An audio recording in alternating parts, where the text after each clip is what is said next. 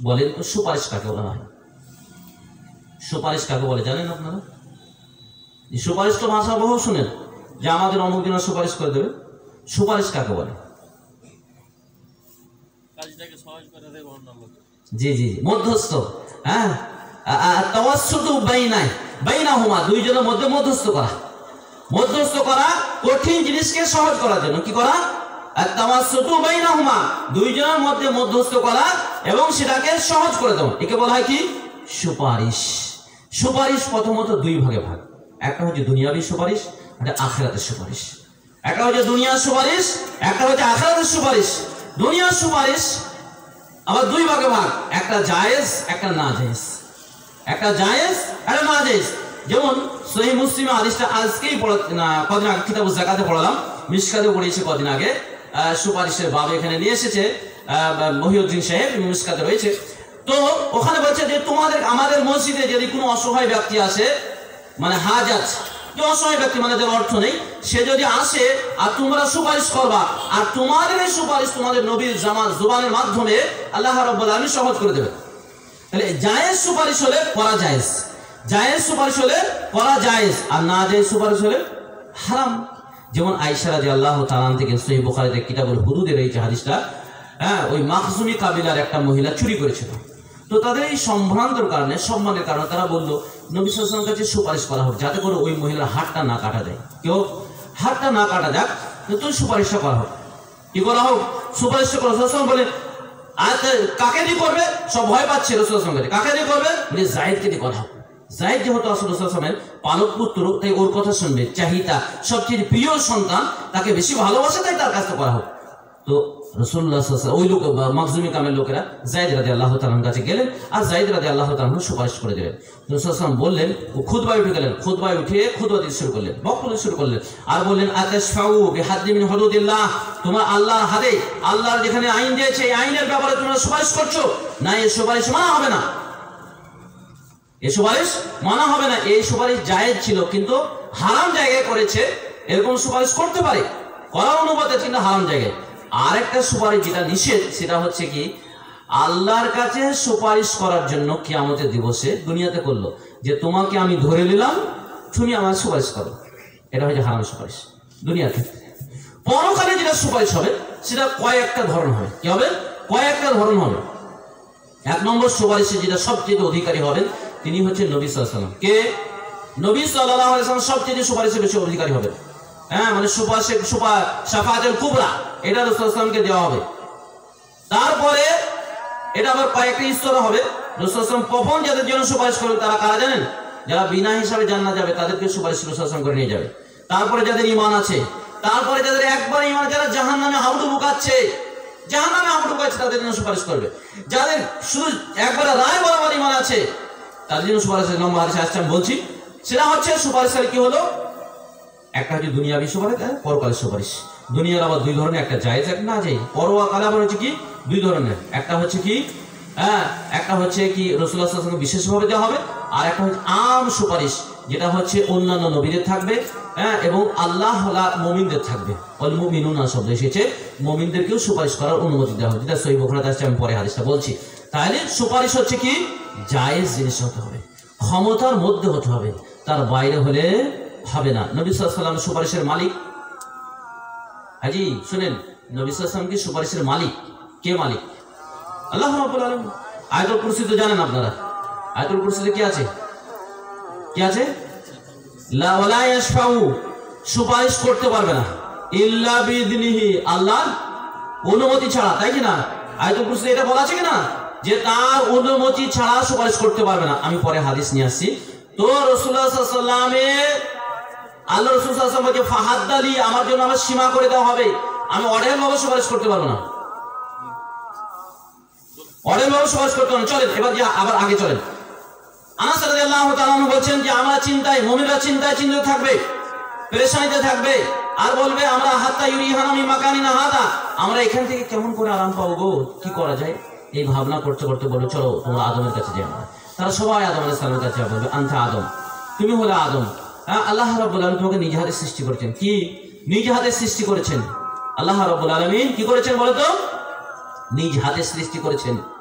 সূরা সুআদে আল্লাহ রাব্বুল আলামিন বলেছে মা মানাকা আন তাসজুদা, এই ইবলিস তোমাকে সাজদা করতে কে মানা করলো? আমি যাকে নিজ হাতে সৃষ্টি করেছি তাকে তুমি সাজদা করলে না কেন? আবার আমাদের বলছে যে কুদরতি হাত, তাই কি না? এই ব্যাখ্যা, নিজের ব্যাখ্যা ইমাম আবু হানিফা কি বলেছে জানেন? ফিকহুল আকবরে, যে ব্যক্তি বলবে আল্লাহর হাত মানে কুদরতি হাত, ফাকাদ ইতাযালা, সে হচ্ছে মুতাযালা, সে হচ্ছে কি মুতাযালা অথবা কাদরিয়া। আমি বলছি যারা বলছে হানাফি বলে দাবি করছে, তাদের ইমাম আবু হানিফা হচ্ছে আমরা অনেক শ্রদ্ধা এবং ভক্তি করে তার নিজ হাতে লেখা বই ফিকহুল আকবরে তিনি নিজে হাতে বলেছেন যে আল্লাহ রাব্বুল আলামিন এটা গুণ, আল্লাহ রাব্বুল আলামিন এটা সিফাত। যে বলবে আল্লাহ রাব্বুল আলামিন এটা গুণ মানে এই হাত মানে হচ্ছে কুদরতি হাত, ফাকাদ ইতাযালা, তারা হচ্ছে মুতাযালা, তারা হচ্ছে কাদরিয়া। যতটা ফিরকা হবে বাতিল ফিরকা, তার মধ্যে এটা হচ্ছে কাদরিয়া, এটা মুতাযালা, এটা খারিজিয়া, এটা হচ্ছে মুহতামা, এটা মুতাশাব্বিহা, আর এটা হচ্ছে কি আপনার মুরজিয়া। কি হবে? মুরজিয়া, জাবরিয়া।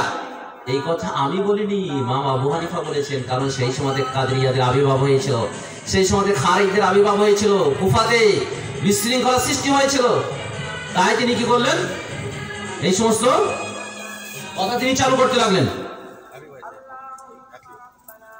তো রাসূলুল্লাহ সাল্লাল্লাহু আলাইহি সাল্লাম কি বললেন বলেন তো? যে শুনেন, এবার আমার দিকে তাকান। আল্লাহ রাসূল না, লোকেরা কি বলবে যে আপনাকে নিজ হাতে সৃষ্টি করেছে, হ্যাঁ আপনাকে জান্নাতে রেখেছে, আপনাকে কি করেছে? সমস্ত মানুষদের কি করেছে? সাজদা করিয়েছে। সমস্ত মানুষদের, সমস্ত মালায়েকা সাজদা করেছে। আপনি আমাদের জন্য একটু সুপারিশ করেন আল্লাহর কাছে। বলবে লাস্তু হুনাকুম, আমি এর যোগ্য নই। কি হলো? আমি যোগ্য নই। তবে তোমরা কার কাছে যাও? নূহ আলাইহিস সালামের কাছে যাও। কি করো? নূহ আলাইহিস সালামের কাছে যাও। তিনি হচ্ছেন আউয়ালুর রাসূল ওয়া ফি রাওয়ায়াত আউয়ালুন নবী, তিনি হচ্ছেন প্রথম রাসূল, প্রথম নবী। তা আদম আলাইহিস সালাম কি নবী নয়? প্রথম কেন বললেন? মানে নূহ আলাইহিস সালাম থেকে নিয়ে আদম আলাইহিস সালাম থেকে নিয়ে নূহ আলাইহিস সালামের আগে পর্যন্ত কোনো শিরক ছিল না, পৃথিবীতে কোনো ধর্ম ছিল না। যারা বলছে আজকে ভারতবর্ষে একটা আওয়াজ উঠেছে যে হিন্দু ধর্ম হচ্ছে সর্বপ্রথমকার ধর্ম, শুনছে কি শুনছেন না? আরএসএস এর মুখে স্পষ্ট ভাষায় বলছে যে সবারই পুরাতন ধর্ম। আব্দুল্লাহ ইবনে আব্বাস রাদিয়াল্লাহু তাআলা আনহু বলছেন যে আদম থেকে নিয়ে কত পর্যন্ত? নূহ পর্যন্ত আশারাতা কুরুইন, 10 পিঢ়ি পর্যন্ত কোনো শিরক ছিল না, কোনো ধর্ম ছিল না পৃথিবীতে, ইসলাম ছাড়া। কি ছিল না? ইসলাম ছাড়া। নূহ আলাইহিস সালামের আগে থেকে শিরক শুরু হয়েছে। এই নূহ আলাইহিস সালামের জামানায় যারা ভালো লোক ছিল, পরেজগার দিনদার, এদেরকে ওয়াদ্দা, সুআদ, সূরা নূহতে আল্লাহ তাআলা কয়েকটা নাম নিয়ে এসেছেন। এদের কি হলো? সর্বপ্রথম ইবলিস এসে বলছে আরে এত ভালো মানুষ তোমরা ভুলে যাবা, এদের একটা ছবি তৈরি করো, মূর্তি তৈরি করো, দিয়ে ঘরের পিছনে রাখো। তারপরে কিছুদিন পরে বলে সামনে রাখো। তারপরে কিছুদিন পরে এসে বললো কি করো? ওদেরকে পূজা করতে লাগো। এইভাবে পথভ্রষ্ট হয়েছে বা মূর্তি পূজা চালু হয়েছে, বুঝতেছেন? তাহলে আশারাত কুরুইন, 10 পিঢ়ি পর্যন্ত কোনো শিরক ছিল না। একটা পুরুষ কতদিন? আদম আলাইহিস সালাম কয় বছর বেঁচেছে? 950 বছর। এরকম সেই সময়তে নূহ আলাইহিস সালাম শুধু 950 বছর দাওয়াতই করেছে। নূহ আলাইহিস সালাম 950 বছর দাওয়াত, মানে 1000 বছর করে লোক প্রায় বাঁচতো সেই সময়তে। এই এতদিন পর্যন্ত কোন পৃথিবীতে ধর্মই ছিল না। যারা ধর্ম বলছে না, এসব ধর্ম বলতে কিছু ছিল না। তো নূহ আলাইহিস সালামের কাছে এই জন্যই বলা হয় যে প্রথম নবী বা প্রথম রাসূল, যে শিরকের পরে প্রথম নবী। কথাটা বুঝতে পারলেন আমার? শিরকের পরে প্রথম রাসূল, সেই জন্য প্রথম নবী বা প্রথম রাসূল বলে। এমনি আদম আলাইহিস সালাম হচ্ছে প্রথম, আদম আলাইহিস সালাম হচ্ছে প্রথম নবী। তারপরে তিনি তেনার কাছে যখন যাবে তো কি বলবে জানেন? নূহ আলাইহিস সালাম বলবেন লাস্তু হুনাকুম, আমি এর যোগ্য নই। কেন? তিনি তার ভুলকে স্মরণ করবে। কি ভুল হয়েছিল জানেন? যখন আল্লাহ রাব্বুল আলামিন তার জাতিকে প্লাবন দিয়ে, বন্যা দিয়ে ধ্বংস করে দিয়েছিলেন, তো তার একটা ছেলে ছিল। সেই ছেলে আর তার স্ত্রী অবাধ্য, ঠিক আছে? মিনাল গাবিরিন, কোরআনে কয়েক জায়গায় এসেছে, পিছনে পড়েছিল, তারা ধ্বংসাত্মর মধ্যে ছিল। তো তারা বলল যে তার বেটাকে বলছে বাবা এই নৌকাতে উঠে যাও, সব প্লাবনে ধ্বংস হয়ে যাবে। বলছে ওই জুদি পাহাড়ে গিয়ে আমি উঠবো, ওখানে পানি উঠবে না। তো ওখানেও যখন পানি উঠে গেল, তখন এই নৌকা যখন শুধু নৌকার লোক আর ওই সময় যা কিছু নিয়েছিলেন জানোয়ার টানোয়ার সেই সবগুলো ছিল, তখন তিনি বলেছেন, আল্লাহকে বলেছেন যে ইন্নাহু আহলি, এ হচ্ছে আমার ফ্যামিলি। ইন্নাহু আহলি, এ হচ্ছে আমার ফ্যামিলি। আল্লাহ রাব্বুল আলামিন যে লাইসা বি আহলি, এটা তোমার ফ্যামিলি নয়, এ তোমার ফ্যামিলি নয়। যেহেতু তোমার ধর্মকে মানিনি, তোমার দিনকে মানিনি, আল্লাহকে যেহেতু মানিনি, তুমি জন্ম দিলেও তোমার ফ্যামিলি নয়। এই কথাটা তিনি বলে ফেলেছিলেন। এই ভুল স্মরণ করে তিনি কি করবেন, আল্লাহর কাছে বলতে পারবেন, সুপারিশ করতে পারবেন মানুষের কাছে, মানুষের জন্য, যে আল্লাহ যদি ওই ভুলটা পাকড়া করলে, যদি ধরে, যদি জিজ্ঞাসা করতেন আমি কি বলবো, এই ভয়ে। যদিও আল্লাহ তাআলা সব মাফ করে দিয়েছেন, যদিও আল্লাহ তাআলা তাকে মাফ করে দিয়েছেন, আদম আলাইহিস সালাম যে জান্নাতের ফল খেয়ে যে আদম আলাইহিস সালামকে মাফ করে দিয়েছেন, তারপরেও তিনি ভয়ে বলবেন না। ওইরকম ভাবে নূহ আলাইহিস সালামও ভয়ে সুপারিশ করতে পারবেন না যে আমার যদি ভুল করলে। অতএব শুনিলেন, জন্ম দিলেও কি হবে, নিজের হয় না। কি হয়? জন্ম দিলেও নিজের হয় না, বংশ হলেও নিজের হয় না। ইমানদারদের যেটা ফল্ট আমাদের বাঙালিদের মধ্যে রয়েছে বা অন্যদের মধ্যে এখন রয়েছে সারা পৃথিবীতে, যে ইমানদার মানে একটা পাঁচিলের মতন হবে, সেটা না হয়ে গেছে। জানেন, আমরা ইমান ঠিকই কবুল করছি, কিন্তু আমাদের সমাজ সেইভাবে গঠন করতে পারছি, যেভাবে সাহাবায়ে কেরামরা করেছিলেন এবং একটা ইনকিলাব তৈরি করে ফেলেছিলেন। আর এই আমাদের একতা না থাকার কারণে, আন্তরিকতা, ভালোবাসা, পাঁচিলের মতন অন্তরের সাথে সম্পর্ক না থাকার কারণে বিশৃঙ্খলা সৃষ্টি হচ্ছে। বা আমাদের ধর্মকে বা আমাদের দিনকে, ইসলামকে আমরা আগিয়ে নিয়ে যেতে পারছি, উচ্চ শিখরে পৌঁছাতে পারছি না। অন্য মতবাদ এসে গ্রাস করে নিচ্ছে এই মতভেদের কারণে। তো যাই হোক, নূহ আলাইহিস সালাম বলবে আমি যোগ্যতা নাই, তবে বলছি তোমাদেরকে, বলছি তোমরা ইব্রাহিমের কাছে। ইব্রাহিম হচ্ছে আল্লাহ রাব্বুল আলামিন খলিল। কয়জন নবীকে খলিল বলা হয়েছে বলেন তো? দুইজন। কাকে? আদম আলাইহিস সালাম, না, ইব্রাহিম আলাইহিস সালাম আর মুহাম্মদ সাল্লাল্লাহু আলাইহি ওয়াসাল্লাম। দুইজন হচ্ছে অন্তরঙ্গ বন্ধু। কে? ইব্রাহিম আলাইহিস সালাম আর আদম আলাইহিস সালাম। তো ইব্রাহিম আলাইহিস সালামের কাছে যাবে, ইব্রাহিম আলাইহিস সালাম ওই একই কথা বলবে যে আপনি তো আল্লাহর খলিল, আল্লাহ রাব্বুল আলামিন আপনাকে বিশেষ সম্মান দিয়েছেন, তো অতএব আপনি আমাদের জন্য সুপারিশ করে দেন যাতে করে এই কষ্ট থেকে আমরা আরাম পাই। নূহ আলাইহিস সালাম, ইব্রাহিম আলাইহিস সালাম তার সেই ভুলকে স্মরণ করবেন। কোন ভুল? তিনটি জীবনে তিনি মিথ্যা কথা বলেছেন, মানে কৌশলগতভাবে মিথ্যা, বাস্তবে মিথ্যা নয়। একটি হচ্ছে বলেছিলেন আনা সাকিমুন, যখন সবাই তারা একটা মেলাতে যাচ্ছিল, সেখানে বলে তুমি যাবে না, বলে আনা সাকিমুন, আমি হলাম অসুস্থ। এটা তাওরিয়া বলা হয়, মানে কৌশলগত কথা, বাস্তবে মিথ্যা নয়। সে আধ্যাত্মিকভাবে, মানসিকভাবে অসুস্থ ছিলেন, কারণ সবাই হাবুডুবু খাচ্ছে, অন্ধকারে হাবুডুবু খাচ্ছে, সব শিরকে আর বিদাতে ডুবে আছে, হারামের সাথে ডুবে আছে, তারা মরলেই জাহান্নামে যাবে। তাই মানসিকভাবে তার আত্মীয় স্বজনকে তিনি কেউ অসুস্থ ছিলেন, সেই দিক দিয়ে মিথ্যা নয়। দ্বিতীয় হচ্ছে, যখন তিনি তেনার স্ত্রীকে নিয়ে, ইবনে মাজাহ হাদিস রয়েছে, তিনি তেনার স্ত্রীকে নিয়ে যখন নিতে যাচ্ছিলেন, বাপের কাছ থেকে পালিয়ে যখন চলে যাচ্ছিলেন বাপকে বলে, শাম সিরিয়ার দিকে চলে যাচ্ছিলেন, তখন তিনি মধ্যে একটা বাদশা পড়েছিলেন। সেই বাদশা আর কাছে যেই যেত, আর তারা সুন্দরী হলে তারা কি করতেন, ব্যবহার করত। তো বাদশার কাছে যখন সারাকে নিয়ে যখন ইব্রাহিম আলাইহিস সালাম সফর শুরু করলেন, আর সেই সময়তে বাদশা তার সৈনিককে ডেকে সারাকে ডেকে পাঠালো। তো ইব্রাহিম আলাইহিস সালাম কি করলেন, পাঠিয়ে দিয়ে ইব্রাহিম আলাইহিস সালামকে আগে ডাকা হলো। ইব্রাহিম আলাইহিস সালামকে জিজ্ঞাসা হলো তোমার সাথে কে আছে? বললো আমার বোন। কে আছে? বোন আছে। তো তিনি তার স্ত্রীর কাছে এসে বললো, দেখো পৃথিবীর বুকে আমি আর তুমি, আনা ও আনছি, তুমি আর আমি ছাড়া পৃথিবীর বুকে আর কেউ মুসলিম নেই, মুসলিম হিসাবে তুমি আর আমি ভাই বোন, সেই হিসাবে ভুল নাই। তো তিনি বাদশার কাছে এই কথাটা কৌশলগতভাবে বলেছিলেন, আর এটাইকে তিনি মিথ্যা ভেবে আল্লাহর কাছে ভয় পাবেন। আর সারা যখন ওখানে গেলেন আলাইহিস সালাম, তখন আল্লাহর কাছে তিনি দোয়া করলেন যে আল্লাহ রাব্বুল আলামিন, তুমি আমার এই লজ্জাস্থান আমার স্বামী ছাড়া কাউকে আমি দেখাইনি, তুমি আমাকে রক্ষা করো। বাদশা তখন কি হয়েছিল, বাদশা ল্যাংড়া হয়ে গেছিল, 3 বার তার সাথে অন্যায় করতে গেল। তখন সে সৈনিকদেরকে বলেছিল, সংক্ষিপ্তভাবে বলছি, সৈনিককে বলেছিল তোমরা জিন না কিন এসেছো, অতএব দিয়ে চলে যাও। আর ইব্রাহিম আলাইহিস সালাম এদিকে নামাজ পড়তে শুরু করলেন। কি করলেন? নামাজ পড়তে শুরু করলেন। তিনি জীবনে এইভাবে তাওরিয়াভাবে কি কথা বলেছিলেন, মিথ্যা কথা বলেছিলেন। আর একটা কথা, তিনি মূর্তিগুলো ভাঙার পরে পুরোটা বড় মূর্তির ঘাড়ে চাপিয়ে দিয়েছিলেন। যখন তাকে জিজ্ঞাসা করলো বাদশা নমরুদ, জিজ্ঞাসা করলো কে ভেঙেছে, বললো কাবীরুহুম, তাদের বড়। এখানে কৌশলগতভাবে মানে ইব্রাহিম আলাইহিস সালাম সবচেয়ে তাদের বড়, এই একটা কৌশল, কৌশলভাবে কথা, এই দিক দিয়ে সেটা মিথ্যা কথা নয়। তো এই 3টি কথা যেহেতু বাস্তবে বা সামনাসামনি যাকে সম্বোধন করে তার দিক দিয়ে মিথ্যা, সেই জন্য এই কথা স্মরণ করে তিনি বলবে লাস্তু হুনাকুম, আমি এর যোগ্য নই। কি বলবে? আমি এর যোগ্য নই। তবে তোমরা কি করো, কার কাছে যাও? মূসার কাছে যাও। কি করো? মূসার কাছে যাও। মূসা আলাইহিস সালামের কাছে যাবে। মূসা আলাইহিস সালামের কাছে যাওয়ার পরে মূসা আলাইহিস সালাম একই কথা বলবে, আমি এর যোগ্য নই। কি বলবে? মূসা আলাইহিস সালাম বলবে আমি এর যোগ্য নই। ওইভাবে যাবে ঈসা আলাইহিস সালামের কাছে। ঈসা আলাইহিস সালাম বলবে আমি এর যোগ্য নই। কি করবে? ঈসা আলাইহিস সালাম বলবে আমি এর যোগ্য নই।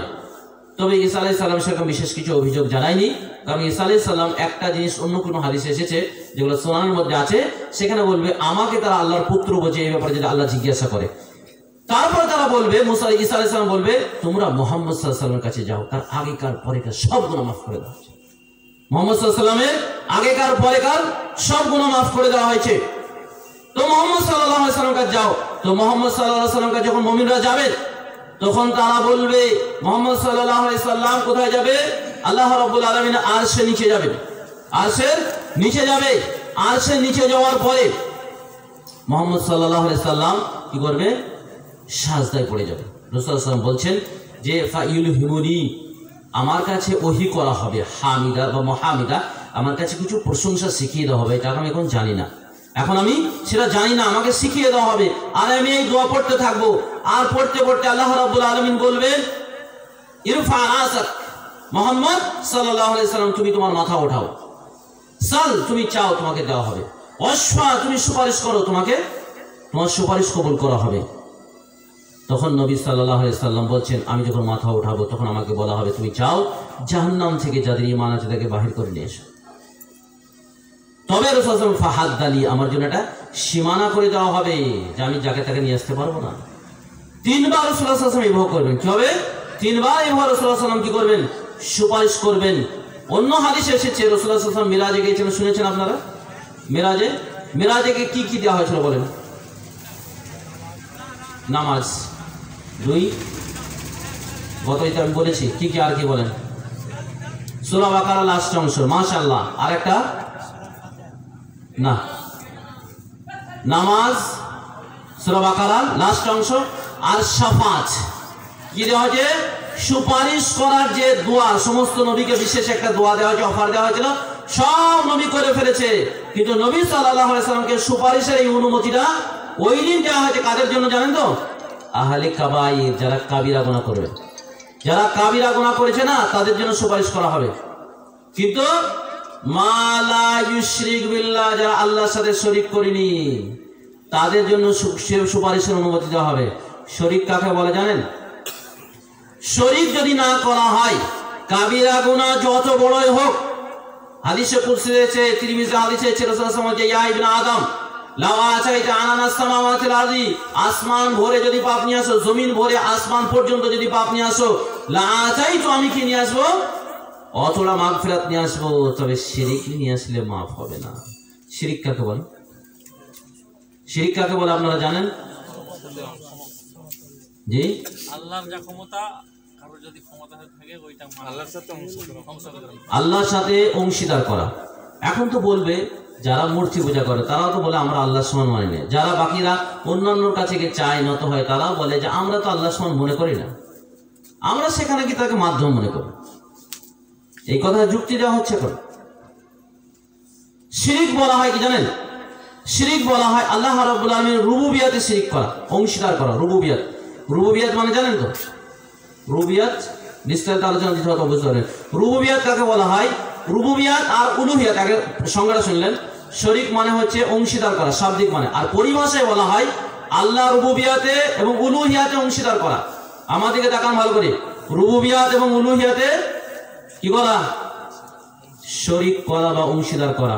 রুবুবিয়াত বলা হয়, রব বলা হয় যিনি হচ্ছেন সৃষ্টি করেছেন, যিনি বিধান দিয়েছেন, যিনি আইন দিয়েছেন, যিনি নিয়ন্ত্রণ করেন, যিনি আরোগ্য দেন, যিনি পরিচালনা করেন, যিনি দেখাশোনা করেন, যিনি বড় করেন, যিনি অসুস্থ করেন, যিনি আরোগ্য দেন, যিনি সব কিছু কি করেন, নিয়ম কানুন দিয়ে থাকে, তিনি হচ্ছেন রব। তিনি হচ্ছেন রব। যদি কেউ মনে করে যে আমার রোগটা অমুক জনা ভালো করতে পারবে, তাহলে রুবুবিয়াতে শিরক হবে। কথা বুঝে গেল? যদি কেউ ভালোবাসে, আল্লাহকে যে ভালোবাসা দরকার ছিল, অন্য কোনো ব্যক্তি, অন্য কোনো গাছ, অন্য কোনো নদী, অন্য কোনো নালা, অন্য কোনো বুজুর্গ, কাউকে যদি আল্লাহর মতন ভালোবাসে বা আল্লাহর জায়গায় রেখে ভালোবাসে বা আল্লাহর মতন বিনয়ী দেখায়, আল্লাহকে যে বিনয়ী দেখান দরকার ছিল, সর্বাধিক বিনয়ী, এই বিনয় যদি অন্য কাউকে দেখায়, সে শিক্ষক হোক, উস্তাদ হোক, মা হোক, দেশ হোক, রাজা হোক, নেতা হোক, পীর হোক, আলেম হোক, কিতাব হোক, নদী হোক, যা কিছু, আসমান হোক, সূর্য, কারো কাছে যদি বিনয় দেখায় আল্লাহর চেয়ে বেশি, সেটাই শিরক। কথা বুঝতে পারলেন? ইবাদত কাকে বলে? ইবাদতটা না বুঝলে তো বুঝতে পারবে না। ইবাদতটা না বুঝতে পারলে শিরক বুঝতে পারবেন। বলেন ইবাদত কাকে বলে? সেদিন আলোচনা দিয়েছিলাম, ইবাদত কাকে বলে? আল্লাহকে রাজি খুশি করা। মাশাআল্লাহ। বলছে আল ইবাদাতু জামিউন ইসমুন জামিউন, ইজাবত এটা পরিপূর্ণ শব্দ। ইবাদত কাকেই বলে? মা ইউহিব্বুল্লাহ, আল্লাহ যা ভালোবাসে, ওয়া ইয়ারদা, যাতে সন্তুষ্ট হয়, তাকে বলা হয় ইবাদত। কি হয়? যা আল্লাহ ভালোবাসে, যা আল্লাহ পছন্দ করে, সেটাই হচ্ছে ইবাদত। ইবাদতের জন্য তিনটি শর্ত কম করে। কয়টি? তিনটি শর্ত। ইবাদতের তিনটি আরকান আছে, রুকুন আছে। এক নম্বর হচ্ছে আত-তাদাল্লুল। কি হবে? বিনয়ী হতে হবে, সর্বাধিক বিনয়ী হতে হবে। বিনয়ী বুঝেন তো? আরে আপনারা বিনয়ী বুঝেন তো? বিনয়ী বুঝতে পারলেন তো? সর্বাধিক ভাবে বিনয়ী হতে হবে। দ্বিতীয় হচ্ছে আল হুব, মহাব্বত থাকতে হবে। কি থাকতে হবে? মহাব্বত থাকতে হবে। তিন নম্বর কি থাকতে হবে? আশা থাকতে হবে। আর রাজা, আশা থাকতে হবে। যদি এই বিনয়টা, যে বিনয় আল্লাহকে দেওয়া দরকার ছিল, সেই বিনয়টা যদি অন্য কাউকে দেওয়া হয়, কোথাও দেওয়া হয়, কোনো জায়গায় দেওয়া হয়, তাহলে শিরক হয়ে যাবে। যে মহাব্বত আল্লাহকে করা দরকার ছিল, সেই মহাব্বত অন্য কাউকে, অন্য কিছুকে, অন্য কোনো ব্যক্তিকে, অন্য কোনো জায়গাকে, অন্য কোনো বস্তুকে করলে কি হবে? শিরক হয়ে যাবে। যদি কেউ মনে করেন, কিছু ভালো করে বোঝার চেষ্টা করেন, আপনার যেহেতু নতুন নতুন ব্যাপারে আপনাদের কাছে আচমকা লাগতে পারে, যে ভালোবাসেন আল্লাহ প্রাপ্ত, সেই ভালোবাসা যদি মোহাম্মদকে করা হয় সাল্লাল্লাহু আলাইহি সাল্লাম, তো কি হবে? শিরক হবে। হবে কি হবে না? যে ভালোবাসা আল্লাহকে দরকার ছিল, সেই ভালোবাসা যদি কাবাকে করা হয়, শিরক হবে। আল্লাহ রাব্বুল আলামিন বলছে, মুশরিকদের কথা আলোচনা করতে করতে বলেছেন যে মক্কার মুশরিকদের ব্যাপারে বলতে বলতে আল্লাহ বলেছেন যে তারা কি করে? তাদের দেবদেবীদেরকে ভালোবাসে, তাদের আস্তানাকে ভালোবাসে, তাদের বিভিন্ন বুজুর্গদেরকে ভালোবাসে। তার চাইতেও আল্লাহকে মুমিনরা বেশি ভালোবাসে। আসাদু হুব্বান লিল্লাহ, আসাদু হুব্বান লিল্লাহ। মহব্বতে শিরক হয়, জানেন তো? মহব্বতে শিরক হয়। শিরকের প্রথম মারকাজ হচ্ছে মহব্বত। শিরকের প্রথম মারকাজ কি? মহব্বত। মহব্বত ভুল জায়গায় যায় বলে তো শিরক হয়। মহব্বত হয় বলে তো নত হয়। মহব্বত হয় বলে তো বিনয় হয়। মহব্বত থাকে বলেই তো তার কাছে আশা করে। যদি মহব্বতটার হচ্ছে মেইন, মহব্বত যদি গোলমাল হয়ে যায়, সব কিছু গোলমাল হয়ে যাবে। অন্যজনকে ভালোবাসা জায়েজ আছে, যায় হারাম নয়। ভালোবাসা জায়েজ আছে, স্ত্রীকে ভালোবাসা জায়েজ আছে, পীরকে ভালোবাসা জায়েজ আছে, নেতাকে ভালোবাসা জায়েজ আছে, দেশকে ভালোবাসা জায়েজ আছে, রাষ্ট্রকে ভালোবাসা জায়েজ আছে, ধন সম্পদকে ভালোবাসা আছে, কিন্তু আল্লাহর উপরে নয়, রসুলের উপরে নয়। কথা বুঝতে পারলেন? যদি আল্লাহর উপরে হয়ে যায়, বা আল্লাহর সমান হয়ে যায়, বা আল্লাহ যেটা প্রাপ্য সেটা যদি হয়ে যায়, তাহলে শিরক হবে। আর এইভাবে সাহাবাইকে আমরা দিন বুঝেছিলেন, সেই জন্য তাদের সাথে মক্কার মুশরিকদের সাথে ফাটাফাটি হচ্ছিল, ঝগড়া লেগেছিল, দেশ থেকে তাড়িয়ে দিয়েছিল, নবী সাল্লাল্লাহু আলাইহি ওয়াসাল্লামকে যেতে বাধ্য হয়েছিল, বাধ্য করেছিল। কারণ তারাও তো আল্লাহর ইবাদত করতো, জানেন? মক্কার মুশরিকরা আল্লাহর ইবাদত করতো না? হ্যাঁ, কোরআনে এসে সূরা আনফালে ওয়াকানা সালাতু ইনদাল বাইত, ওয়াকানা সালাতু ইনদাল বাইত, তাদের কাবার কাছে গিয়ে নামাজ ছিল। কি ছিল? 36 নম্বর আয়াত সম্ভবত সূরা আনফাল 8 নম্বর সূরা, যে তাদের সালাত ছিল কাবার কাছে গিয়ে। কি ছিল? মুকান, শিন সিতুল আর তালি বাজাইত, এটাকে তারা সালাত বলতো। আবার তারা হজ করতো। আফাদুন নাস আফাদু হাইসা আফাদান নাস, তোমরা সেখানেই যাবে যেখানে লোকেরা যায়। তারা মক্কার মুশরিকরা বলতেন ওরা হচ্ছে অনারব, ওরা হচ্ছে আরবের বাইরেকার লোক, আমরা আরবদের কুরাইশ বংশ, আমাদের সম্মান আছে, আমরা ওই মিনাতে যাব না, আমরা মিনার ময়দান আরাফার ময়দানে যাব না। আল্লাহ বলছেন না, তা হবে না, সবাইকে যেতে হবে, সবারই একই মর্যাদা রয়েছে, ও খাতির চলবে না। তো হজ করতো, তওয়াফ করতো, কাবার কাছে দোয়াও করতো, তারাও তো কিছু ইবাদত করতো। সহিহ বুখারীতে কিতাবুস সাওম, রোজার যে আলোচনা হচ্ছে, আয়েশা রাদিয়াল্লাহু তাআলা আনহা বলছেন, যখন রাসূল সাল্লাল্লাহু আলাইহি ওয়াসাল্লাম মদিনায় গেলেন, ইহুদি খ্রিস্টান তো রোজা রাখতো, আবার এদিকে মক্কার মুশরিকরাও রোজা রাখতো, আশুরা রোজা। মক্কার মুশরিকরাও আশুরা রোজা রাখতো, তারপরে ওদেরকে মুশরিক বলা হচ্ছে। শুধু মুশরিক নয়, চিরদিন জাহান্নামে যাবে, চিরদিন জাহান্নামে থাকবে তারা। কেন বলেন তো? যে বিনয় আল্লাহর জন্য দরকার ছিল, যে মহব্বত আল্লাহকে দেওয়া দরকার ছিল, যে ভালোবাসা আল্লাহকে দেওয়া দরকার ছিল, সেই ভালোবাসা যায়নি। আমরা বলছিলাম কোথায় ছিলাম? বলে সুপারিশের কথা। কি বলছিলাম? সুপারিশের কথা বলতে বলতে এত দূর চলে আসলাম। বলেন সুপারিশ নবী সাল্লাল্লাহু আলাইহি সাল্লামকে অনুমতি দেওয়া হবে, তোমার যে ফাহাদ্দালি আমার জন্য সীমা বেঁধে দেওয়া হবে। এই কথা বিশ্বাস করবেন না আপনারা? নবী সাল্লাল্লাহু আলাইহি ওয়াসাল্লাম সুপারিশ করবে এটা আপনারা মানছেন, ওলিয়া সুপারিশ করবে এটা মানছেন, পীর পয়গম্বর সুপারিশ করবে এটা মানছেন, কিন্তু নবী যে হাত বেঁধে দিচ্ছে এটা মানছেন না কেন? আপনারা এটা মানতে চাচ্ছেন না কেন? সবার জন্য সুপারিশ অনুমতি হবে না। যারা শিরিক করেছে তাদের অনুমতি হবে না, শিরিক অবস্থায় মারা গেছে তাদের অনুমতি হবে না। আর শিরিক শুধু মূর্তি বোঝা রাখি শিরিক? শিরকের মার কাজ কোথায় বলেন তো? বলছি শিরকের মেন কেন্দ্রটা কোথায়? কোথায় জি মেন কেন্দ্রটা? এইটা, এই যে হৃদয়, এখানে মহব্বত যদি গোলমাল চলে যায় তাহলে তো সমস্যা লেগে যায়। যেটা আল্লাহকে দেওয়া দরকার ছিল সেটা আমি দেখছি ফুটবলকে দিয়ে দিলাম, বা অন্য কাউকে, নাম করছি না আপনারা ইসলামে বুঝে দেবেন, অন্য কাউকে দিয়ে দিলাম, তো শিরক হয়ে যাবে সেটা। আর এটা মক্কার মুশরিকদের সাথে এটাই হচ্ছে আপত্তি ছিল। এখানে কি সমস্যা? দুটো জিনিস যদি আমরা না বুঝি তাহলে ইসলাম বুঝতে পারবো না। ইসলাম কি ভেদ করে এসেছে বলেন তো? জাহেলিয়াত ভেদ করে এসেছে। কি ভেদ করে? জাহেলিয়াত ভেদ করে। তাহলে রাসূলুল্লাহ সাল্লাল্লাহু আলাইহি ওয়াসাল্লাম ভালোবাসার ব্যাপারে আমি কথা বলতে বলতে এত যখন দলিল সম্পর্কে বলতে বলতে এত আসলাম। নবী সাল্লাল্লাহু আলাইহি ওয়াসাল্লামকে ভালোবাসার কথা মানে হচ্ছেই যে তার কথার অনুসরণ করতে হবে, তার কথার ইতাআত করতে হবে, তার কথা মান্য করতে হবে, তবেই রাসূলুল্লাহ সাল্লাল্লাহু আলাইহি ওয়াসাল্লামকে ভালোবাসা হবে, নইলে রাসূলুল্লাহ সাল্লাল্লাহু আলাইহি ওয়াসাল্লামকে ভালোবাসা হবে না। রাসূলুল্লাহ সাল্লামের সঙ্গে থাকাও সুযোগ পাওয়া যাবে না, জান্নাতে যাও সুযোগ পাওয়া যাবে না। আর একটা কথা আপনাদেরকে বলি যে আশহাদু আল্লা ইলাহা ইল্লাল্লাহ, আশহাদু আল্লা ইলাহা ইল্লাল্লাহ ওয়াহদাহু লা শারীকা লাহু ওয়া আশহাদু আন্না মুহাম্মাদান আবদুহু ওয়া রাসূলুহু। এই কালিমাটার মানে কি বলতে পারবেন কেউ? আল্লাহ ছাড়া সত্য কোনো মাবুদ নেই, আমি সাক্ষ্য দিচ্ছি আর আমি আরো সাক্ষ্য দিচ্ছি যে মুহাম্মদ সাল্লাল্লাহু আলাইহি ওয়াসাল্লাম আল্লাহর বান্দা ও রাসূল। মাশাআল্লাহ। তো এই যে আমরা যে বলছি সাক্ষ্য, শুধু কি মুখে বললেই কি হবে? মুখে বললে জান্নাতে যাবে? যাবে জান্নাতে? আরেকটা হাদিস বলি, তারপরে একটু ব্যাখ্যা দিচ্ছি। জুনদুব ইবনে আব্দুল্লাহ রাদিয়াল্লাহু তাআলা থেকে বর্ণিত, হাদিসটা ইবনে মাজাহ রয়েছে মুকাদ্দামাতে 61 নম্বর হাদিস। জুনদুব ইবনে আব্দুল্লাহ রাদিয়াল্লাহু তাআলা থেকে বর্ণিত, বলছে কুন্না মা নবী সাল্লাল্লাহু আলাইহি সাল্লাম, আমরা আল্লাহ রাসূল সাল্লাল্লাহু আলাইহি সাল্লামের সঙ্গে ছিলাম। নাহানু ফিতিয়াতুন হাজাবিরাতুন, আমরা একবারে হাট্টাগাট্টা জোয়ান, মানে একবারে সতেজ জোয়ান, শক্তিশালী জোয়ান।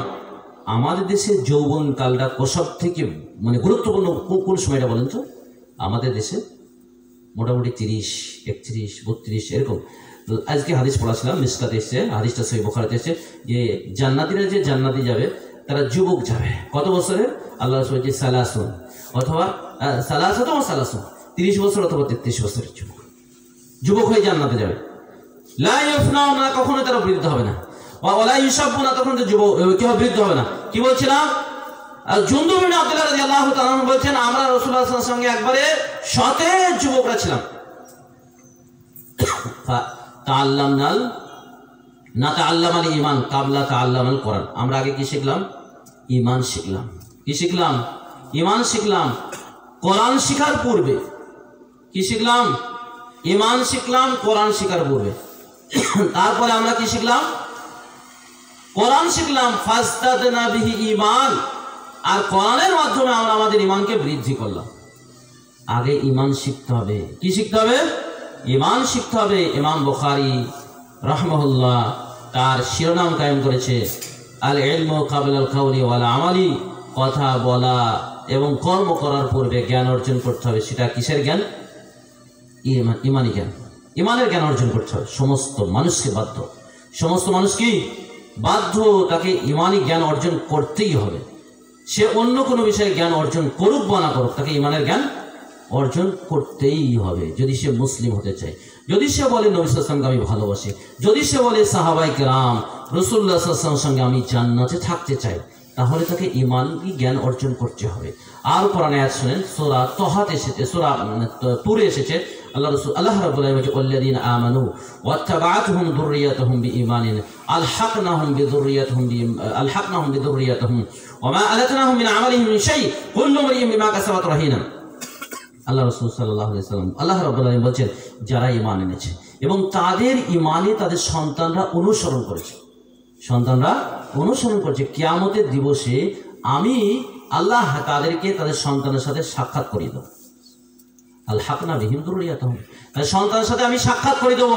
ওমা আলাতনাহুম মিন আমালিহিম শাই, তবে কারো আমলের নেকি আমি কমিয়ে দিব না। যে যার মর্যাদা সেই মর্যাদা সে পাবে।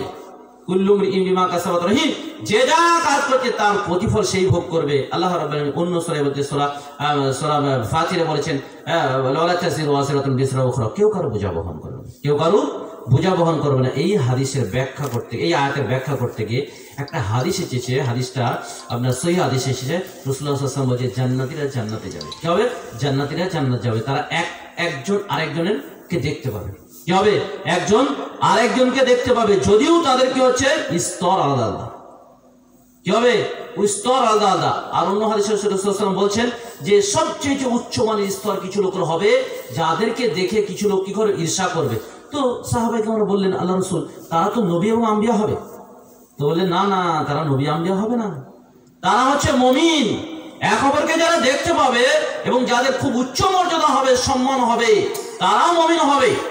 আর এই মুমিনদের মধ্যে স্তর হবে, কেউ উচ্চ মানের স্তরে থাকবে, কেউ নিম্ন মানের স্তরে থাকবে, তবে এক অপরকে দেখতে পাবে। একই জান্নাতে তারা থাকলেও তাদের স্তর ভিন্ন ভিন্ন হবে, পজিশন ভিন্ন ভিন্ন হবে, সম্মান ভিন্ন ভিন্ন হবে, কিন্তু ঈমান ভাই থাকতে হবে। যদি সন্তানের ঈমান থাকে, যদি বাপ মায়ের ঈমান থাকে, তো কিয়ামতের দিবসে দেখা সাক্ষাৎ হবে। আর যদি ঈমান না অবস্থায় মারা যায়, বেঈমান হয়ে যদি মারা যায়, মুসলমানের ঘরে জন্ম নিলেই যে ঈমানদার হয় এরকম কিছু কথা নয়, এরকম কথা নয়। যদি ঈমান নষ্ট হয়ে যায় শিরিক করলে, কয়টা কারণে ঈমান নষ্ট হয়ে জানেন আপনারা? আলোচনা আপনার তো দেওয়া হয়নি। 10টা কারণে ঈমান নষ্ট হয়ে যায়। ঈমান যদি নষ্ট হয়ে যায়, তাহলে আপনার সন্তান, যে সন্তানকে জন্ম দিয়েছেন, যে মায়ের পেটে জন্ম লাভ করেছেন, জান্নাতে দেখা হবে না, সাক্ষাৎ হবে না, পরিচিত হবে না। যা কোরআনে বিভিন্ন জায়গায় আল্লাহ রাব্বুল আলামিন সূরা আবাসাতে বলেছেন এবং সূরা মারিজের মধ্যে বলেছে। আপনারা বিস্তারিত পড়ে যাবেন, তাফসীর সহ স্পষ্টভাবে বুঝতে পারবেন। তো যে কথা বলছিলাম, যদি ঈমান যদি থাকে, বাপ আর বেটার একই সাথে অথবা বংশের লোকের সাথে তাদের সাক্ষাৎ হবে, দেখা হবে, পরিচিত হবে, যদিও তাদের স্তর ভিন্ন ভিন্ন হয়। আল্লাহ রাব্বুল আলামিন এই কথাই বলছেন। আল্লাহ রাসূল সাল্লাল্লাহু আলাইহি ওয়াসাল্লাম হাদিসটাতে আরো স্পষ্টভাবে বলেছেন, তারা জান্নাতে এক অপরকে দেখতে পাবে, সাক্ষাৎ হবে, কিন্তু একই স্তর হবে না। তো আপনারা কি চান যে আমরা সবাই একই জান্নাতে থাকি, যে আমার স্ত্রী, আমার সন্তান, আমার আত্মীয় স্বজন সবাই আমরা জান্নাত থাকি? তাহলে কি করতে হবে জানেন তো? ঈমান কি জিনিস তাদেরকে বোঝাইতে হবে। ঈমান কি জিনিস তাদেরকে বোঝাইতে হবে। ঈমান কিসে নষ্ট হয় সেটাও বোঝাইতে হবে। শুধু ঈমান বুঝলে হবে না, ঈমান নষ্ট হয়ে যায়। ঈমান নষ্ট হয় কি হয় না? উজু তো নষ্ট হয়, তো আপনারা জানেন। আর কি? নামাজ নষ্ট হয় জানেন, আর উজাও নষ্ট, রোজা, সিয়াম তো নষ্ট হয় জানেন। কিন্তু ঈমান কিসে নষ্ট এটা জানেন না। জানেন? জানেন না। আমাদের বাঙালিদের মধ্যে সব আলোচনা নেই। ওই আলোচনা দিতে গেলে বেশি টাইম লাগবে, মানে বেশি টাইম, বেশি অনেকটা টাইম লাগবে। ওই আলোচনা একসময় খাস করে এসে একসময় দিব। শুধু ঈমান কিসে নষ্ট হয়। তো ঈমান নষ্ট হওয়ার কারণগুলো যদি ঠিক থেকে কি করে মরে, তাহলে জান্নাতে সাক্ষাৎ হবে। আর ঈমান যদি নষ্ট হয়ে যায়, মুসলিম ঘরে জন্ম লাভ করেছে, নামাজ পড়ছে, আল্লাহকেও ভালোবাসে, অন্য কাউকেও ভালোবাসছে, আল্লাহর মতন অন্য কাছেও আশা করছে, আল্লাহকেও ভালোবাসে, অন্য কারো কাছেও আশা করছে যে সেও হয়তো কিছু করতে পারে, আরোগ্য করতে পারে, আল্লাহর কাছে সুপারিশ করতে পারে। বলে সিঁড়িবিহীন ছাদে ওঠা যায় না, তো কাউকে বিহীন কি করে আল্লাহর কাছে, মানে উকিলবিহীন জজের কাছে যাওয়া যায় না, তো কাউকে বিহীন আল্লাহর কাছে কি করে সুপারিশ করা যাবে? এই যুক্তি খণ্ডন করা আপনার জানেন তো? জানেন তো? এই খণ্ডন করা খুব সহজ। মানে সে মাকড়সার জাল কি জানেন, এই হাওয়াতে আসলে উড়ে চলে যায়। ইয়াই এদের এই যুক্তির কোনো কাজ নেই। আল্লাহকে কত দুর্বল বলছে, সুবহানাল্লাহ, আস্তাগফিরুল্লাহ, আল-ইয়াযু বিল্লাহ। আল্লাহকে কত অপমান করছে, কত অপদস্থ। মক্কার মুশরিকরা তারা কি করেছে, মূর্তির ভিতরে আল্লাহকে ঢুকিয়ে দিয়েছে, আল্লাহকে অপমান করছে, অপদস্থ করেছে। আর এরা বলছে ব্যক্তির ভিতরে ঢুকিয়ে দিচ্ছে, ব্যক্তির অধীনে করে দিচ্ছে আল্লাহ রাব্বুল আলামিনকে। আল্লাহ বলছেন কি, কুল হুয়াল্লাহু আহাদ, আল্লাহুস সামাদ, লাম ইয়ালিদ ওয়া লাম ইউলাদ ওয়া লাম ইয়াকুল লাহু কুফুয়ান আহাদ। আল্লাহ কারো মুখাপেক্ষী? আল্লাহ কি কারো মুখাপেক্ষী? আল্লাহ কি নবী সাল্লাল্লাহু আলাইহি ওয়াসাল্লাম পর্যন্ত মুখাপেক্ষী নন? নবীকে আল্লাহ রাব্বুল আলামিন মর্যাদা দিয়েছেন, সম্মান দিয়েছেন, তারপরে মর্যাদা দিয়েছেন, কিন্তু আল্লাহ কি তার নবী সাল্লাল্লাহু আলাইহি ওয়াসাল্লাম মুখাপেক্ষী? আরে আমি আর তুমি কে? আমি আর আপনি কে? তাদের কি মর্যাদা আছে আল্লাহর কাছে? আল্লাহর জায়গাতে দিচ্ছে। বলছে আল্লাহর কাছে কি বলছে, সিঁড়িবিহীন ছাদে ওঠা যায় না, জজের কাছে উকিলবিহীন যাওয়া যায় না। ছাদ হচ্ছে অসহায়, ছাদের নিজস্ব কোনো ক্ষমতা নেই, অতএব আপনার নিজস্ব কোনো ক্ষমতা নেই, আপনার পায়ে অতটাই দৌড় আছে যে কহাত হবে। একটা মানুষ লাফাতে কত পারবে? খুবই 10 হাত, তার বেশি তো পারবে না। আর উপরে হয়ে কত? আরো কম পারবে। তো এ তো মানুষের ক্ষমতা শেষ, কিন্তু আল্লাহর ক্ষমতা কি শেষ আছে? না কোনো পরিমাণ আছে? এরা বলছে ওইরকম ভাবে উকিল বা জজের কথা যেটা যুক্তি দেয়, এটা কত মাকড়সা জালের মতন, কত হাস্যকর কথাবার্তা দেখেন। আর আল্লাহকে কত অপমান করা হয়েছে। আল্লাহ এদেরকে হেফাজত করে, এদের বুঝে দান করো। খুবই দুঃখ লাগে যে জজের সাথে তুলনা করে, আল্লাহর সাথে কোনো জিনিসের তুলনা হয় না, কোনো জিনিসের তুলনা হয় না। তুলনা করা মানে শিরক। জজ তো জানে না যে তার পিছনে কি আছে, জানে? তার পিছনে কয়টা লোম আছে তাও জানে না, জানে জি? তার পিছনে কত লোম আছে, বাড়িতে স্ত্রী হয়ে গেছে, স্ত্রী মরলো কি বাঁচলো, কি কারোর সাথে সম্পর্ক করেছে কি করেনি, তার মাকে মারলো কি না, ওসব কিছু জজ জানে না, জানে? জানে না। যদি শিশি কামড়া লাগিয়েও যায় তবু তাও বাড়িতে কি করতে হবে? তাকে চেক করতে হবে, অথবা ওই জায়গাটা মনে তাকে দেখতে হবে। আবার বাইরে গিয়ে যদি কিছু কথা বলে, ফুসফুস করে কিছু কথা বলে, তাও সে বুঝতে পারে না। আর আল্লাহ কি এত অসহায়? আল্লাহ কি এত দুর্বল যে আল্লাহ আমি আর আপনি কি করি জানে না? এই যে তুলনা করা হচ্ছে, কত অপমান করা হচ্ছে, কত অপদস্থ করেছে আল্লাহ রাব্বুল আলামিনকে। আল্লাহ এদেরকে বোঝার তৌফিক দেখ, আল্লাহ এদেরকে সঠিক বুঝ দেখ। সকলে বলে আল্লাহুম্মা আমিন। তো যাই হোক, যেটা বলছিলাম সুপারিশের যে ব্যাপার, সেটা হচ্ছে নবী সাল্লাল্লাহু আলাইহি ওয়াসাল্লাম সুপারিশ করবেন, অবশ্যই করবেন। কাদের জন্য করবে বলেন তো? যারা শিরক করে না। শিরক হচ্ছে এত বড় পাপ, এত বড় অপরাধ, এর চাইতে বড় অপরাধ পৃথিবীর বুকে আর কিছু নেই। আল্লাহ রাব্বুল আলামিন সব গুনাহ মাফ করবেন, কিন্তু শিরকের গুনাহ মাফ করবেন না। কোরআনে আল্লাহ রাব্বুল আলামিন কয়েক জায়গাতে বলেছেন, তার মধ্যে আল্লাহ রাব্বুল আলামিন বলছেন সূরা নিসাতে 2 জায়গায়, ইন্নাল্লাহা লা ইয়াগফিরু আন ইউশরাকা বিহি ওয়া ইয়াগফিরু মা দুনা যালিক, যে আল্লাহ রাব্বুল আলামিন শিরক মাফ করবে, শিরকে ছাড়া অন্য কোনো গুনাহ মাফ করে দেবে, অথবা শিরকের সমতুল্য গুনাহ সেগুলোকে আল্লাহ রাব্বুল আলামিন মাফ করবেন না। অন্য কোনো গুনাহ হলে আল্লাহ রাব্বুল আলামিন চাইলে কি করবেন? মাফ করবেন। শিরকে 2 ভাগ, শিরকে আকবার আর শিরকে আসগার। শিরকে আকবার বড় শিরক, ছোট শিরক। বড় শিরক, ছোট শিরক। বড় শিরক যেগুলো বলা হয় সেগুলো হচ্ছে কি জানেন? সেগুলো হচ্ছে যেগুলো হচ্ছে ডাইরেক্ট, যেগুলো আল্লাহ রাব্বুল আলামিন প্রাপ্য, সেগুলোকে আল্লাহকে না দিয়ে অন্য কাউকে দেওয়া, অন্য কারো কাছে আশা করা, অন্য কারো কাছে নজর মানা, অন্য কারো কাছে কি মানত করা, অন্য কারো কাছে সন্তান চাওয়া, অন্য কারো কাছে অন্য কাউকে বেশি বেশি করে মহাব্বত করা, এগুলো হচ্ছে বড় শিরকের মধ্যে। আর ছোট শিরকের মধ্যে হচ্ছে রিয়া, লোক দেখানো। তবে একটা কথা বলে দিই, এই ছোট শিরক আবার কি হয়, এই হতে হতে বড় শিরকের সবাব বা কারণ হয়ে যায়। কি হয়ে যায়? কারণ হয়ে যায়। একই কাজ দুইজনে করছে, একজনা জান্নাত যাবে, একজনা জাহান্নামে যাবে। একজনা জান্নাত যাবে, একজনা জাহান্নামে যাবে। কেন জানেন? যে একজনা করছে আল্লাহকে সন্তুষ্ট করার জন্য, আর একজনা করছে কি অন্য কোনো ব্যক্তিকে সন্তুষ্ট করার জন্য, অথবা অন্য কাউকে দেখাবার জন্য। তো একজনা জান্নাতে যাবে, একজনা জাহান্নামে যাবে। সহিহ বুখারীতে একাধিক হাদিস রয়েছে, মান সাম্মাসাল্লাহ ওয়া মান ইউরাইল্লাহ, যে দেখাবার জন্য করবে তাকে আল্লাহ রাব্বুল আলামিন দেখিয়ে দেবেন, যে শোনাবার জন্য করবে আল্লাহ তাকে দেখিয়ে দেবে। আর আপনারা তো জানেন ইন্নামা আমালু বিন্নিয়াত, তাই না? এই হাদিস তো প্রসিদ্ধ হাদিস, সবাই জানে। তো যে দেখাবার জন্য করবে আল্লাহ রাব্বুল আলামিন পৃথিবী সেখানে গিয়ে সবার সামনে দেখিয়ে দেবে। যে শোনাবার জন্য করবে আল্লাহ রাব্বুল সবাই কি করবে? দেখিয়ে দেবেন। একনিষ্ঠ ভাবে যে কি করবে, একনিষ্ঠ ভাবে যে লোকটা কাজ করবে তা সেই ব্যক্তিরই কবুল করবে আল্লাহ রাব্বুল আলামিন। আল্লাহ রাসূল সাল্লাল্লাহু আলাইহি ওয়াসাল্লাম বলেছেন, সহিহ মুসলিম হাদিসটা রয়েছে, হাদিসে কুদসি, হাদিসে কুদসি মানে আল্লাহরই কথা। আল্লাহ রাসূল সাল্লাল্লাহু আলাইহি ওয়াসাল্লাম নিজের ভাষায় বলেছেন, আল্লাহ রাব্বুল আলামিন বলেছে, আনা আপনার শুরাক, আমি শিরক থেকে অনেক পুত পবিত্র, তারাতুহু আমালুহু, আমি তাকেও ছেড়ে দেবো এবং তার শিরকেও, তার অংশীদারকেও ছেড়ে দেবো। এবং কোরআনে খুব কঠোর বা খুব কঠিন এসেছে, বলবে যাও তুমি যাদেরকে শরীক করেছে তাদেরকে নিয়ে এসো। এবং সহিহ বুখারীতে হাদিস রয়েছে, আল্লাহ রাসূল সাল্লাল্লাহু আলাইহি ওয়াসাল্লাম বলছেন,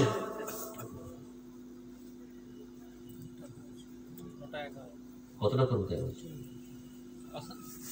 সহিহ বুখারীতে হাদিস রয়েছে, আল্লাহ রাব্বুল আলামিন কিয়ামতের দিবসে যখন হাসরের ময়দানে সবাই জমা হবে, তো আল্লাহ রাব্বুল আলামিন মাইয়া আবুদিস শামসা, যারা সূর্যের ইবাদত করতো তারা সূর্যের সামনে চলে যাক, যারা চন্দ্রের ইবাদত করতো তারা সামনে চলে যাক, যে যার ইবাদত করে সে তার সামনে চলে যাক, শুধুমাত্র মুমিনরা থাকবে। আর সেই দিন সবারই মুখ বন্ধ থাকবে। কি হবে? সবারই মুখ বন্ধ থাকবে, ইল্লাল নবিয়্যুন, শুধু নবীরা বাদ দিয়ে। নবীরা কি বলবে জানেন? আল্লাহুম্মা সাল্লি, আল্লাহুম্মা সাল্লি, আল্লাহুম্মা সাল্লি, আল্লাহ তুমি আমাদেরকে রক্ষা করো, আমাদের রক্ষা করো। শুধুমাত্র আমাদের নবী মুহাম্মদ সাল্লাল্লাহু আলাইহি সাল্লাম কি বলবেন? আল্লাহুম্মা উম্মতি, আল্লাহুম্মা উম্মতি, আল্লাহ তুমি আমার উম্মতকে রক্ষা করো। এত দরদি নবী, এত ভালোবাসে তার উম্মতকে, মরার পরে মৃত্যু জীবনে আপনার হাসরের ময়দানে যেখানে সমস্ত মানুষ ত্রাহি করবে, এখানে নবী সাল্লাল্লাহু আলাইহি সাল্লাম বলবেন কি? আল্লাহুম্মা উম্মতি। পৃথিবীতে এমন কোন নেতা পাবেন না, এমন কোন ব্যক্তিকে পাবেন না, এমন কোন এত হিতাকাঙ্ক্ষী কাউকে পাবেন না নবী মুহাম্মদ সাল্লাল্লাহু আলাইহি সাল্লামের মতন। অতএব নবী সাল্লাল্লাহু আলাইহি সাল্লামকে সবচেয়ে বেশি করতে হবে, মানুষের মধ্যে বেশি ভালোবাসতে হবে। কি করতে হবে? বেশি ভালোবাসতে হবে। বলেন মুনাফিকরা জান্নাতে কেন, এই জাহান্নামে কেন যাবে বলেন তো? আর কাফেররা বা কেন কাফের হলো? আর মুশরিকরা মুশরিক কেন হয়েছে? আমি তো বললাম মুশরিকরা ইবাদত করছে, আর মুনাফিকরা নবী সাল্লাল্লাহু আলাইহি ওয়াসাল্লাম মদিনার মসজিদে গিয়ে নামাজ পড়তো। এটা কথা জানেন, শুনেছেন তো? মদিনার মসজিদে গিয়ে উবাই ইবনে সুলুল তাদের লিডার, এ হচ্ছে কি করতো? মদিনার মসজিদে গিয়ে কি করতো? 5 ওয়াক্ত নামাজ পড়তো, ইশাতে ফাঁকি মারতো আর ফজরে ফাঁকি মারতো। তো তারপরে জামাতে নামাজ পড়তো। তারপরে এই মুনাফিক কোথায় যাবে? আল্লাহ রাসূল আল্লাহ রাব্বুল আলামিন বলেন ইন্নাল মুনাফিকিনা ফি দারকিল আসফালি মিনান নার। মুনাফিকরা কবে? জাহান্নামের সবচেয়ে নিচে থাকবে। কেন মুনাফিকরা কেন জাহান্নামে যাবে? আর মুশরিকরা কাফেররা কেন জাহান্নামে যাবে? চিরদিন জাহান্নামে থাকবে। কি কি অপরাধের কারণে? মূল অপরাধটা কি? হ্যাঁ না, যেটা মূল অপরাধ ভালো করে বলছেন, ঈমান ইবাদত শুধু করলে হবে না। কি হবে? ইবাদত করলে হবে না, একনিষ্ঠভাবে ইবাদত হতে হবে। কথা বুঝতে পারলেন? শুধু ইবাদত করলে হবে না, মানে ইবাদত করলে হবে না, শুধুমাত্র ইবাদত হবে আল্লাহ রাব্বুল আলামিনের, শুধুমাত্র দাসত্ব কার হবে? আল্লাহ রাব্বুল আলামিনের। সহজ কথায় বলছি, বিস্তারিত শুধু শুধু কালিমা তৌহিদের উপরে বই কত লেখা হয় জানেন? কয়েক হাজার তো বই আছে, এক একটা বইয়ে 550 পৃষ্ঠা বই শুধু কালিমা শাহাদাত, আশহাদু আল্লা ইলাহা ইল্লাল্লাহ, যেটা বললাম না আপনাদেরকে, কোনো আলোচনা যায়নি। এই আশহাদু আল্লা ইলাহা ইল্লাল্লাহর ব্যাপারে আব্দুর রহমান হাসান আলে শেখ মোহাম্মদ আব্দুল ওয়াহাবের নাতিদের মধ্যে হচ্ছে একটা বই পড়াচ্ছি, এবং হানাফিদের মধ্যে আবুল ইজ হানাফি, ইনিও একটা বই হচ্ছে 550 পৃষ্ঠা শুধু আশহাদু আল্লা ইলাহা ইল্লাল্লাহর উপরে। আমাদের দেশে ওইসব আলোচনা নেই, ওইসব আলোচনা নেই। আমাদের শুধু হচ্ছে বিভিন্ন কিসসা কাহিনী আলোচনা আছে, হ্যাঁ, যা আমি নিজেও তাদের সঙ্গে থেকে দেখেছি, যে 2 ঘন্টা আলোচনা করছে শুধু কিসসার কাহিনী, কোনো হাদিস কোরআন কথা নেই।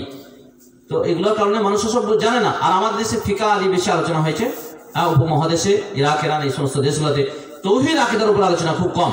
তো যাই হোক, যে কথাটা বলছিলাম, কি বলছিলাম বলেন তো? কোথায় আলোচনা গেল?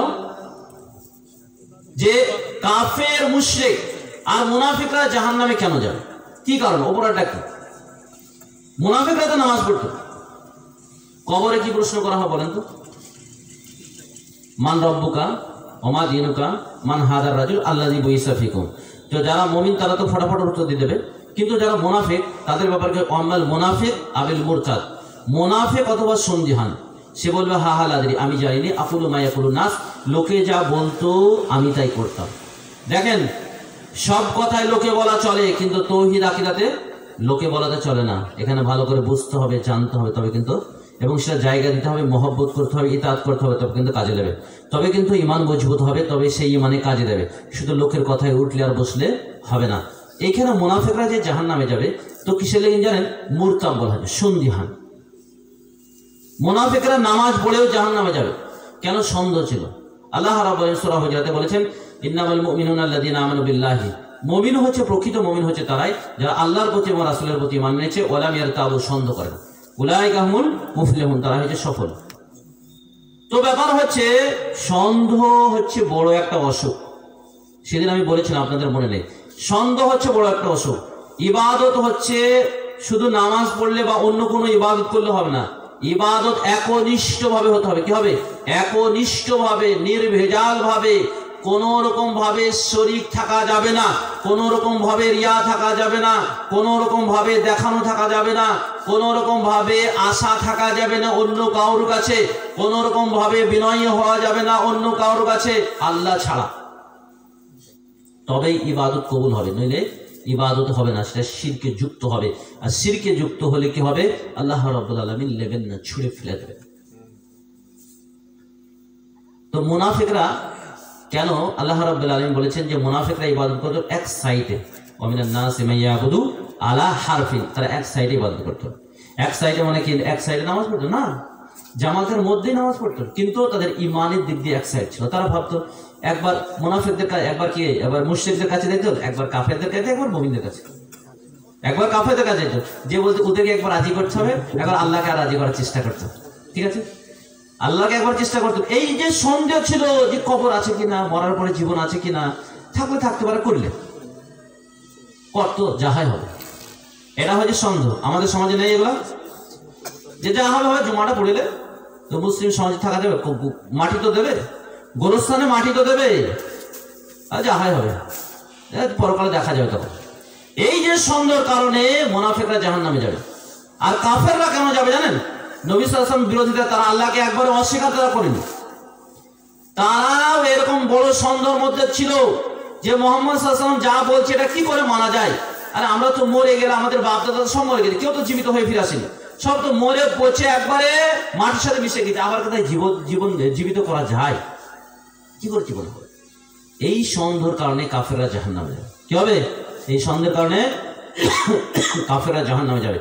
আর যারা হীনমনা ভোগে, আল্লাহ ছাড়া অন্যকে যারা ওসিলা ধরে, এদের এই অসুখ আছে জানেন।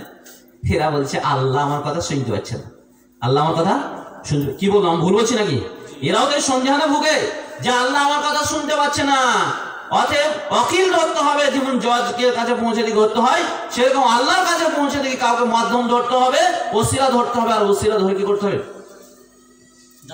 জান্নাতে নিয়ে যাবে আমাদেরকে। আর ওয়াবতাগু ইলাইহি ওয়াসিলা, কোরআন থেকে আয়াত পড়ছে আর ভুল ব্যাখ্যা দিচ্ছে। আউযু বিল্লাহি মিনাশ শাইতানির রাজিম। আব্দুল্লাহ ইবনে আব্বাস রাদিয়াল্লাহু তাআলা বলেছে, এই ওসিলার মানে হচ্ছে আল কুরবু ইলাল্লাহ, আল্লাহ নৈকট্য লাভ করা। আল্লাহ নৈকট্য লাভ করা হচ্ছে এটা ওসিলা। কি বলে আমরা আজানের শেষে কি দোয়া বলি? আল্লাহুম্মা রাব্বা হাযিহি দাওয়াতি তাম্মা ওয়াস সালাতিল কায়িমা আতি মুহাম্মাদানিল ওসিলা, মুহাম্মদকে ওসিলা দাও। তাই বলছি, কি বলছেন আমরা? এই দোয়ার মানে জানেন তো? সবটা মানে বলছিনি, আতি মুহাম্মদ ওসিলা, যে মুহাম্মদ সাল্লাল্লাহু আলাইহি ওয়াসাল্লামকে আল্লাহ তুমি ওসিলা দাও। এই দোয়ার মাধ্যমে আর প্রত্যেক নামাজে বলছি, প্রত্যেক আজানের পরে বলছি, রাসূল সাল্লাল্লাহু আলাইহি ওয়াসাল্লাম বলছে এই দোয়া যে বলবে হাল্লা শাফাতি, আমার জন্য বাধ্য হয়ে যাবে, তার জন্য আমি সুপারিশ করব। আমরা কি এই দোয়া পড়ি না? আর না আজান আগে বলছি ইয়া নবী সালাম আলাইকা, এটা কোথায় পেয়েছে? কোন হাদিসে আছে? ইমাম আবু হানিফা বলেছে, ইমাম আব্দুল কাদের জিলানী রাহিমাহুল্লাহ বলেছেন যে আজান আগে বলতে ইয়া নবী সালাম আলাইকা বলতে হবে বলেছেন।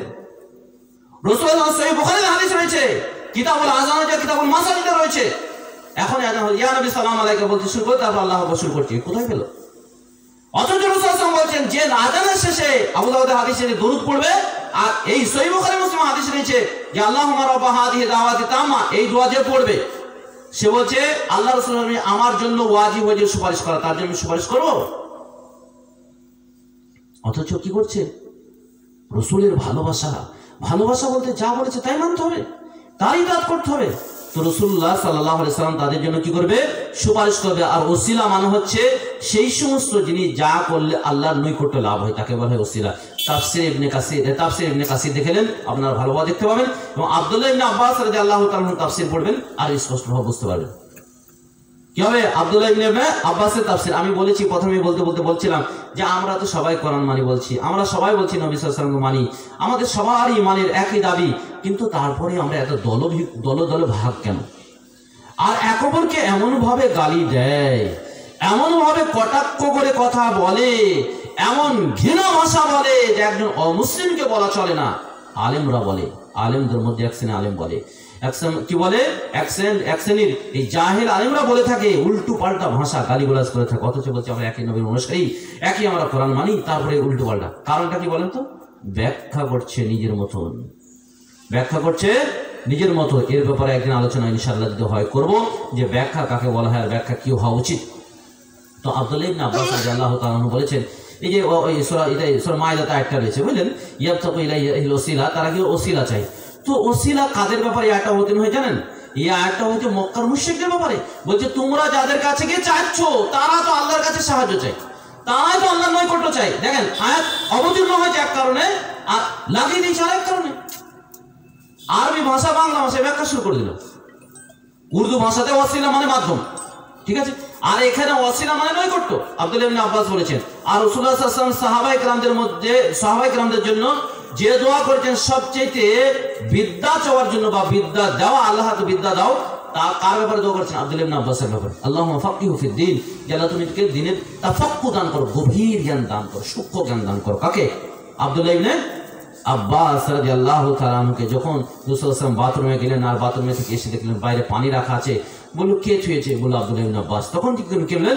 এই দোয়া দিলেন, আর সাহাবায়ে কেরামদের মধ্যে সবচেয়ে বড় মুফাসসির, তার একটা কথা আরেকটা কথা বলে শেষ করে দিন।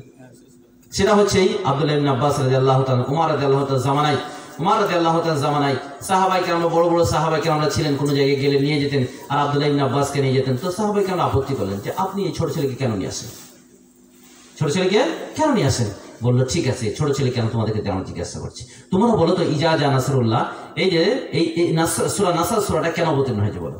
তো সবাই ব্যাখ্যা শুরু করলো যে এই কারণে ইস্তেগফার করা হয়েছে, এই করা হয়েছে। তো আব্দুল্লাহ ইবনে আব্বাস রাদিয়াল্লাহু তাআলা আনহুকে জিজ্ঞাসা করা হলো, তো তিনি বললেন জানো এটা কিসের জন্য হয়েছে?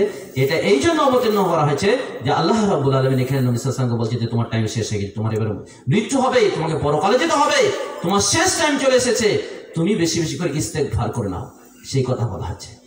এখানে নবী সাল্লাল্লাহু আলাইহি ওয়াসাল্লামের মৃত্যুর খবর দেওয়া হয়েছে, নবী সাল্লাল্লাহু আলাইহি ওয়াসাল্লাম শেষ দুনিয়া ত্যাগ করে চলে যাবেন, পরকাল গমন করবেন, এখানে এই খবর দেওয়া হয়েছে। তখন সাহাবায়ে কেরাম তাজ্জুব হয়ে গেলেন, আশ্চর্য হয়ে গেলেন যে তাই তো, আমরা তো এটা কোনোদিন ভাবিনি। তো রাসূলুল্লাহ সাল্লাল্লাহু আলাইহি ওয়াসাল্লামের এই দোয়া, রাসূলুল্লাহ সাল্লাল্লাহু আলাইহি ওয়াসাল্লামের এই দোয়ার বরকতে আব্দুল্লাহ ইবনে আব্বাস রাদিয়াল্লাহু আনহু সবচেয়ে বড় মুফাসসির। তো আব্দুল্লাহ ইবনে আব্বাসের যদি ব্যাখ্যা আমরা গ্রহণ না করি তাহলে কি আমরা পথভ্রষ্ট হব না? সাহাবায়ে কেরামদের ব্যাখ্যা যদি আমরা না গ্রহণ করি তাহলে পথভ্রষ্ট হবই। আমরা নিজের মতন ব্যাখ্যা করলে পথভ্রষ্ট অবশ্যই হব। এই জন্যই আমাদের মধ্যে দলাদলি আর মতামত আর ভেদাভেদি শুরু হয়েছে।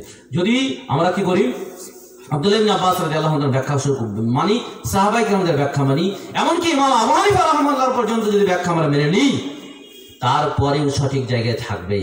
এরপরে যদি হয় আল্লাহ রাসূল সাল্লাল্লাহু আলাইহি ওয়াসাল্লাম খায়রুল কুরুনি কারনি সুম্মাল্লাযিনা তিনটি জামানার কথা রাসূল সাল্লাল্লাহু আলাইহি ওয়াসাল্লাম শ্রেষ্ঠ যুগ বলেছেন। এদের মধ্যে যদি থাকা হয় তাও অনেকটাই সমস্যা মুক্ত থাকা যাবে।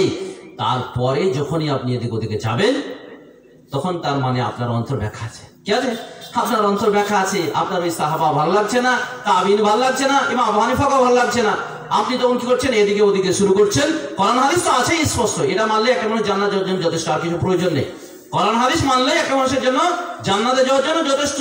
যদি কোনো জায়গাতে অসুবিধা হয় তো সাহাবায়ে কেরামদেরকে দেখতে হবে, তাবিনদেরকে দেখতে হবে, অথবা যারা কোরআন হাদিস বুঝে, কোরআন হাদিস শর্ত সাপেক্ষে যে আলেম, আগে আমি যে কথা বলেছি সেরকম যদি আলেম হয় তো তাদের কথা কোরআন হাদিসের বিপরীত না গেলে মানা যাবে, বিপরীত না গেলে মানা যাবে, পক্ষে গেলে মানা যাবে। তাছাড়া পৃথিবীর কোনো মানুষের কথা মান্য করা যাবে না নবী মুহাম্মদ সাল্লাল্লাহু আলাইহি ওয়াসাল্লাম ছাড়া।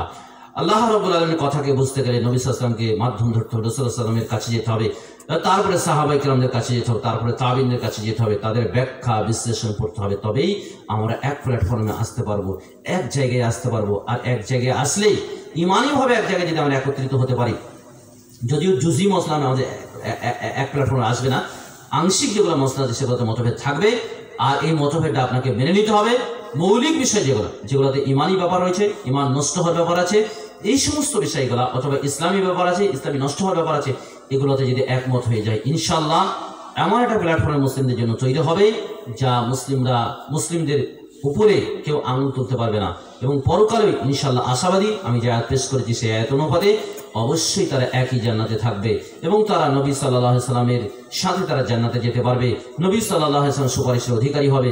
আল্লাহর কাছে দোয়া করি যে হে রব্বুল আলামিন, তুমি আমাদেরকে নবী মুহাম্মদ সাল্লাল্লাহু আলাইহি সাল্লামকে চিনা, নবী সাল্লাল্লাহু আলাইহি সাল্লামকে মহব্বত করা, নবী সাল্লাল্লাহু আলাইহি সাল্লামের উপরে বেশি বেশি করে দরুদ পড়া, নবী সাল্লাল্লাহু আলাইহি সাল্লামের অনুসরণ করা, নবী সাল্লাল্লাহু আলাইহি সাল্লামের অনুকরণ করে আমাদের ফ্যামিলিকে বাস্তবায়ন করা, আমাদের ব্যবসা করা, আমাদের মাদ্রাসা, মসজিদ, ঈদগাহ, দেশ সব পরিচালনা করার মতন একজন উপযুক্ত নেতা এবং লিডার আমাদেরকে দিয়ে দাও।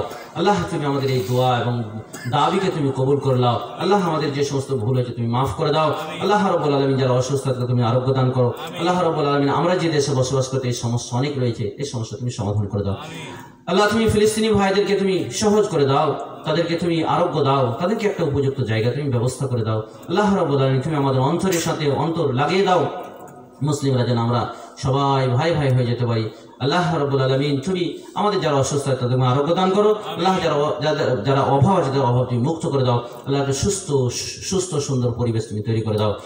اللهم صل على محمد وعلى ال محمد كما صليت على ابراهيم وعلى ال ابراهيم انك حميد مجيد. اللهم بارك على محمد وعلى ال محمد كما باركت على ابراهيم وعلى ال ابراهيم انك حميد مجيد. السلام عليكم ورحمه الله وبركاته. আপনাদের প্রশ্ন উত্তর থাকে তো কিছু হালকা করে হ্যাঁ, কারো যদি কোনো প্রশ্ন থাকেন তাহলে তাড়াতাড়ি ফটফট বলেন। আসসালামু আলাইকুম, একটু তাড়াতাড়ি বলবেন। জি, তাড়াতাড়ি। শুক্রবারে 2 রাকাত ফরজ নামাজ পড়ার পরে কত রাকাত নামাজ? 4 রাকাত। জুমার পরে 4 রাকাত, জুমার পূর্বে কোনো নির্দিষ্ট নামাজ নেই। যদি কেউ পড়তে চায় যতটা পারে ততটা পড়ে। মা কুদ্দির লাহু শব্দ এসেছে আবু দাউদে, আর তিরমিজিতে হাদিস এসেছে মাশা, যতটা চাইবে ততটা পড়বে, 2 রাকাত যতটা পড়বে যতক্ষণ পর্যন্ত ইমাম খুতবায় না উঠছেন। আর পরে 4 রাকাত বেশি নামাজ নেই। আর জুলফিকার কি প্রশ্ন করছে বলো তুমি? স্ত্রী কি তার স্বামী 5 ওয়াক্ত সালাম করতে পারবে? না, সালাম করার নিয়ম হচ্ছে কি আসসালামু আলাইকুম করবে, এটা হচ্ছে সালাম। বাকি হচ্ছে মুসাফা করা, হাতে হাতে হাত দিয়ে মুসাফা করবে, এটাই হচ্ছে হাদিস। আল্লাহ রাসূল সাল্লাল্লাহু আলাইহি ওয়াসাল্লাম যখন মুআয ইবনে জাবাল রাদিয়াল্লাহু তাআলা আনহু ইবনে তিরমিজিতে হাদিস হয়েছে, যখন ইয়ামান থেকে ফিরে আসলেন তো রাসূল সাল্লাল্লাহু আলাইহি ওয়াসাল্লামকে সাজদা করতে যাচ্ছিলেন। তো রাসূল সাল্লাল্লাহু আলাইহি ওয়াসাল্লাম মা হাদা ইয়া মুআয, এই মুআয কি ব্যাপার? তো মুআয রাদিয়াল্লাহু তাআলা আনহু বললেন লি মুওয়াফাকাতিহিম, তাদের মতন করতে কি, কারণ তাদের নেতাদের এবং তাদের ধর্মগুরুদেরকে তারা কিভাবে সাজদা করে। তো রাসূল সাল্লাল্লাহু আলাইহি ওয়াসাল্লাম বললেন লা ইয়াজুজু লিআহাদিন, কারোর জন্য জায়েজ নেই। যদি জায়েজ হতো তাহলে স্ত্রীদেরকে তাদের স্বামীদেরকে আমি সাজদা করতে বলতাম। অতএব সাজদা করা কারোর জন্য জায়েজ নয়, কোনো ব্যক্তির জন্য সাজদা করার জন্য, শুধু হচ্ছে আল্লাহর কাছে মাথা নত হবে। দ্বিতীয়, পৃথিবীর কারোর জন্য মাথা নত হবে না, কারোর কাছে সাজদা করা হবে না। যে যুক্তি দেখানো হয় যে আদম আলাইহিস সালাম সেসব মানসুখ রহিত হয়ে গেছে, সেটা হচ্ছে সাজদা করা হয়নি, সেটা হচ্ছে নত হওয়া হয়েছিল, সেটা হচ্ছে আল্লাহর আদেশে খাস ব্যাপার, অন্য কারোর জন্য নয়।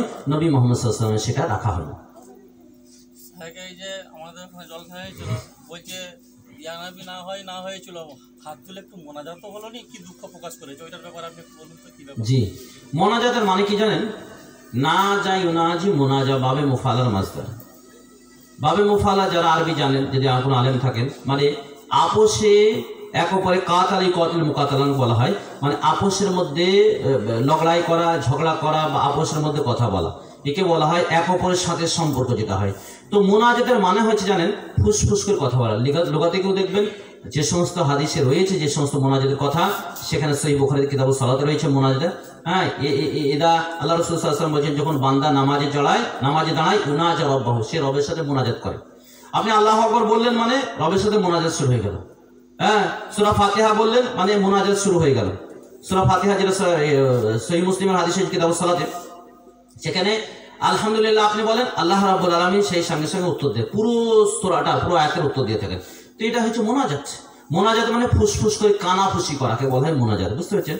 তো আমরা যেটা করি নামাজের পরে, আমাদের যেটা সমাজে চালু আছে যে হাত তুলি কি করা, রফুল ইয়াদাইন, হ্যাঁ, হাত তুলি দোয়া করা, এটা বলে কি দোয়া করা। বলেন যদি নবী সাল্লাল্লাহু আলাইহি ওয়াসাল্লামকে ভালোবাসেন তো নবী সাল্লাল্লাহু আলাইহি ওয়াসাল্লাম যেটা করছেন সেটা করবেন না আমরা নিজের মন মতন করবো? বলে এতজনা করছে, এতদিন থেকে করছে, তো এতজনা এতদিন করলেও দলিল না থাকলে কি করবে? সহিহ বুখারীতে কিতাবুন নিকাতে হাদিস রয়েছে, বিবাহ শিরোনামে হাদিস রয়েছে। 3 জন সাহাবী এসে বলছে, জিজ্ঞাসা করলেন যে আল্লাহ রাসূল কি করেন? তো বললেন এই করে। তো তারা বললো সাহাবায়ে কেরামরা 3 জন সাহাবী বললেন যে ফালা আফতুর, আমি ইফতার করবো না, সারাদিন রোজা করবো সারা জীবন। ফালা তাযাওয়াজ, বিবাহ করবো না, সারা জীবন কি করবো? আল্লাহর ইবাদত করবো। একজন বলছে ফালা আনাম, রাত্রি ঘুমাবো না, সারা রাত নামাজ পড়বো। তো রাসূল সাল্লাল্লাহু আলাইহি ওয়াসাল্লাম এসে বললেন যে তোমরা কি বলছিলে? বললে এই বলছিলাম। বললো এই বলছিলাম। তো রাসূলুল্লাহ সাল্লাল্লাহু আলাইহি ওয়াসাল্লাম বললেন দেখো আনা আলামু বিল্লাহ, আমি আল্লাহকে সবচেয়ে বেশি জানি, আতকালিল্লাহ, আমি আল্লাহকে সবচেয়ে বেশি ভয় করি। আমার দেখো স্ত্রী আছে কয়টা, 1 থেকে 9টা স্ত্রী আছে। আমার রাত্রিতে মাঝে মাঝে নামাজও পড়ি, আবার মাঝে মাঝে ঘুমিয়েও থাকি, আবার কি করি মাঝে মাঝে নফল রোজাও করি, মাঝে মাঝে রোজা ছেড়ে দিই। আমি আল্লাহকে সবচেয়ে বেশি জানি, বেশি চিনি। অতএব লাস্ট একটা বাক্য রাসূল সাল্লাল্লাহু আলাইহি ওয়াসাল্লাম ফামান রাগিবা আন সুন্নতি ফালাইসা মিন্নি, যে আমার নীতি থেকে দ্বিমুখ হয়ে যাবে সে আমার উম্মতের মধ্যে নাই। সেই বুখারী হাদিস, বুখারীতে সবাই মানে, এখানে বুখারী ব্যবহারে কোনো সমস্যা নেই। তাহলে রাসূল সাল্লাল্লাহু আলাইহি ওয়াসাল্লাম দোয়া কোনোদিন জীবনে কোনোদিন করেছেন? ইমাম আবু হানিফা পর্যন্ত কোনোদিন করেছেন? কার কাছে দলিল নাই।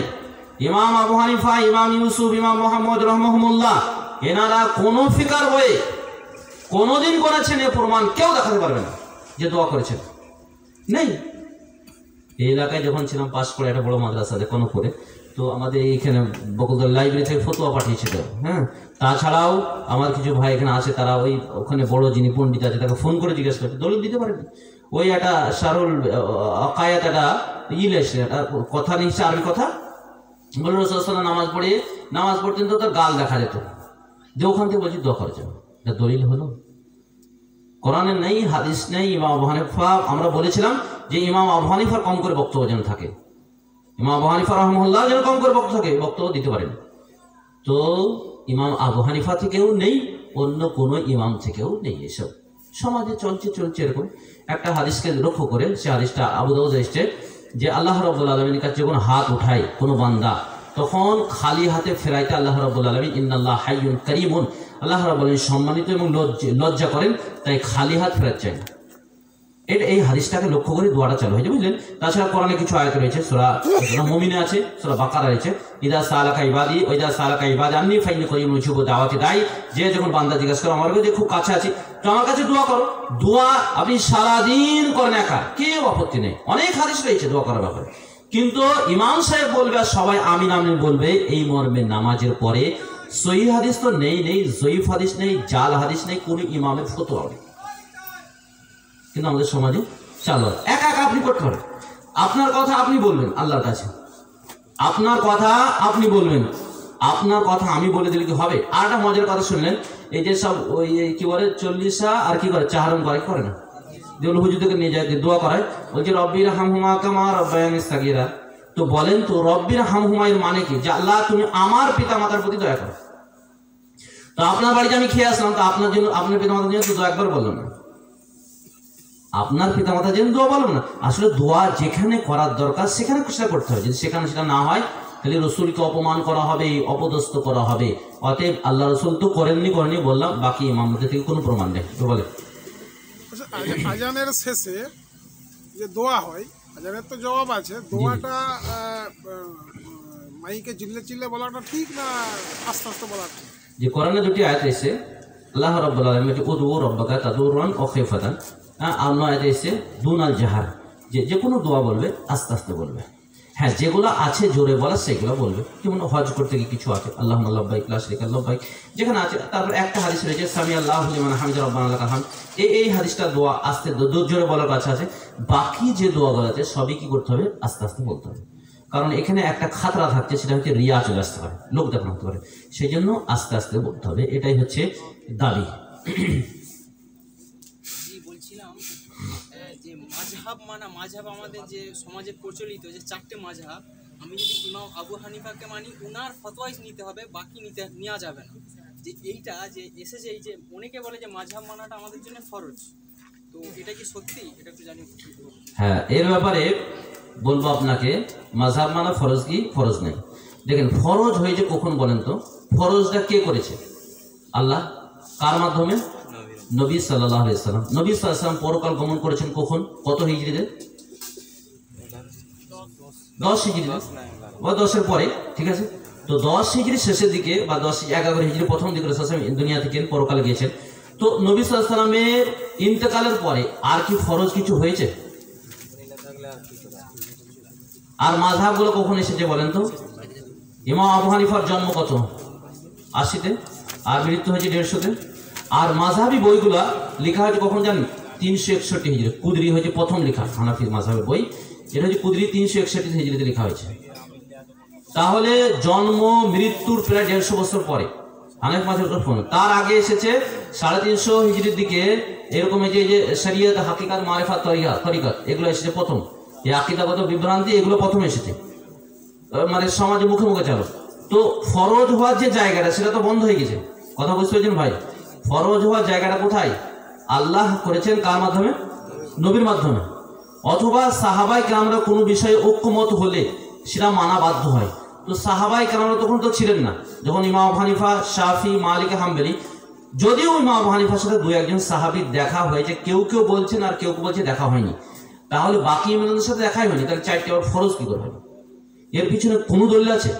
হ্যাঁ, ইমাম আবু হানিফা বড় ফাকিহ, মানে সূক্ষ্ম বিষয় আলোচনা করেছেন, কিন্তু তিনি বলেও দিয়েছেন স্পষ্ট ভাষায় যে আমার কথার সাথে রসুলের কথা বিপরীত হলে ফেলে দাও, আমার কথার সাথে রসুল। এমনকি তেনার সবচেয়ে গুরুত্বপূর্ণ ছাত্র মোহাম্মদ এবং ইউসুফ রহমাহুল্লাহ, এনারা প্রায় 250টা মসলার বিপরীত গেছে। এখন যত হানাফি মাযহাব দেখছে 5 ভাগে বিভক্ত হানাফির এখন, তো এনারা যত মসলাগুলো বলছে সব আবু হানিফার কথা মানে না।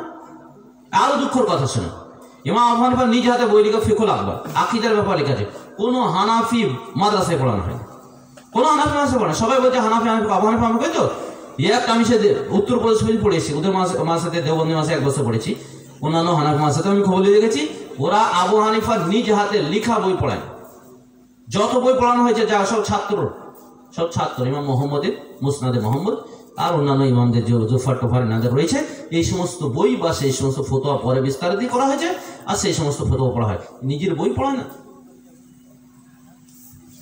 ইসলামে গুটকা খাওয়া যেগুলো হয় এখন যেটা প্রচুর এখন চলছে, গুটকা সিগারেট এইসব কি খাওয়া যায়? এবং গুড় নিজে ক্ষতিগ্রস্ত হবে না, নিজে ক্ষতিগ্রস্ত হবে না, অন্য কারো ক্ষতি করবে না। এমন জিনিস খাওয়া যাবে না যেগুলা নিজের ক্ষতি হবে, সে জিনিস খাওয়া ইসলামে জায়েজ নয়। অতএব গুটকা, খৈনিক, তামাক, সিগারেট, বিড়ি এগুলো সব ক্ষতি আর ক্ষতি। এর বহু দলিল আছে, সহজ দলিল একটা বললাম, সেটা হচ্ছে নিজে যেটা ক্ষতি হবে উপর। আর বিড়ির কথা তো বলতে নেই, সিগারেট কথা বলতে নেই, আশেপাশে লোকের ক্ষতি হয়, আবহাওয়ার ক্ষতি হয়, পরিবেশের ক্ষতি হয়, সন্তানের ক্ষতি হয়, বিভিন্ন পয়সাকে পুড়িয়ে দেওয়া হয়। এই চতুর্দিক থেকে দেখে, হ্যাঁ, অনেক দলিল, প্রায় 8-9টা দলিল নিয়েছেন, সেই নিরিখে ওলামায়ে আমরা বলেছেন ফাহামি নুসুস, দলিলের বুঝ অনুপাতে এটা হারাম। ঠিক আছে, দোয়াটা বলেন সুবহানাকাল্লাহুম্মা ওয়া বিহামদিকা আশহাদু আল্লা ইলাহা ইল্লা আনতা আস্তাগফিরুকা ওয়া আতুবু ইলাইক। আসসালামু আলাইকুম ওয়া রাহমাতুল্লাহ। আমার জন্য সব দোয়া করবেন। আপনারা সমস্ত যে মেহমান এসেছেন আপনারা খেয়ে যাবেন, আমরা একটু খাওয়ার বন্দোবস্ত করেছি।